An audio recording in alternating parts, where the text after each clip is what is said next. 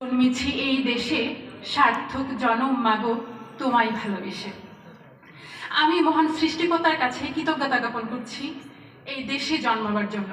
আমি মহান সৃষ্টিকর্তার কাছে কৃতজ্ঞতা জ্ঞাপন করছি একটি সুস্থ জীবন পাওয়ার জন্য, একটি সুস্থ পরিবার পাওয়ার জন্য। আমি মহান সৃষ্টিকর্তার কাছে কৃতজ্ঞতা জ্ঞাপন করছি এখানে দাঁড়িয়ে আপনাদের সামনে কথা বলার জন্য। আসসালামু আলাইকুম। উপস্থিত আজকের বিসিএস কনফারেন্স আয়োজিত শ্রদ্ধাভাজন সভাপতি, মান্যবর প্রধান অতিথি এবং আমার সম্মানিত শিক্ষকবৃন্দ, আমার ভবিষ্যৎ সহকর্মীবৃন্দ এবং যারা প্রস্তুতি নিচ্ছেন পরবর্তীতে আমার সহকর্মী হবেন, তাদের সবাইকে জানাই আমার প্রাণ ঢালা অভিনন্দন ও শুভেচ্ছা।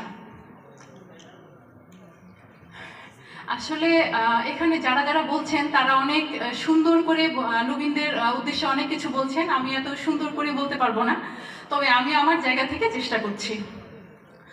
আমি আমার ছোটবেলা থেকে শুরু করতে চাই। আমার বিসিএস এর জার্নি আমার ছোটবেলায় যখন থেকে আমি পড়াশোনা শুরু করেছি তখন থেকেই আমার বাবা আমার জীবনে বিসিএস এর বীজটা বপন করে দিয়েছিলেন। আমার বাবা জগন্নাথ বিশ্ববিদ্যালয়, তখন জগন্নাথ কলেজ ছিল, তখন সেখান থেকে গ্র্যাজুয়েশন করার পরে আমার দাদা দাদি অসুস্থ হয়ে যায়, চলে যান গ্রামে জামালপুরের এক নিভৃত পল্লীতে। তার বাবা প্রথম দিকে ভাবেননি ভবিষ্যতে কি হবে। আমার বাবা ফার্স্ট ক্লাস ফার্স্ট ছিলেন, পড়াশোনায় সবসময় ভালো ছিলেন, কিন্তু ছোটবেলায় আমার ছোটবেলায় দেখেছি আব্বুর একটা হতাশ জীবন, যে আজকে যদি আমার বিসিএস থাকতো এরকম হতো না, ওরকম হতো না। ওই জায়গা থেকে আমার ছোটবেলায় ওই সময়টাতে, আমি জানি না বিসিএস কি, আমি প্রতিজ্ঞাবদ্ধ ছিলাম যে আমি ইনশাল্লাহ একদিন বিসিএস ক্যাডার হবই। আজকে আমি খুব করে চেয়েছিলাম আমার বাবা এখানে উপস্থিত থাকেন। আমার বাবা আজকে খুব জরুরি কাজে একটু বাইরে গিয়েছেন বলে আসতে পারে নাই, তবে আমার মা আমার সাথে আছেন। আমার মা যে কিনা সবসময় সব পরীক্ষায় আমার সাথে গিয়েছেন, যে এমন কোনো পরীক্ষা নাই যে আমার মা জাননি। আমার আত্মীয় স্বজন সবাই আমার মাকে ফোন দিয়ে জিজ্ঞেস করতো ওর পরীক্ষা কেমন হয়েছে। মানে ক্রিটিসাইজ, যখন আমি আমার জীবনটা তো একদম স্মুথ ছিল না, অনেক সময় অনেক ডিফিকাল্টিস এসেছে।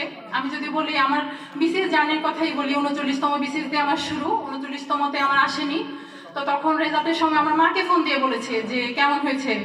সবাই জানে যে আমার মা আমার জন্য এত মানুষের কটু কথা শুনেছেন, এজন্য আমি আমার মার জন্য একটা হাততালি চাই।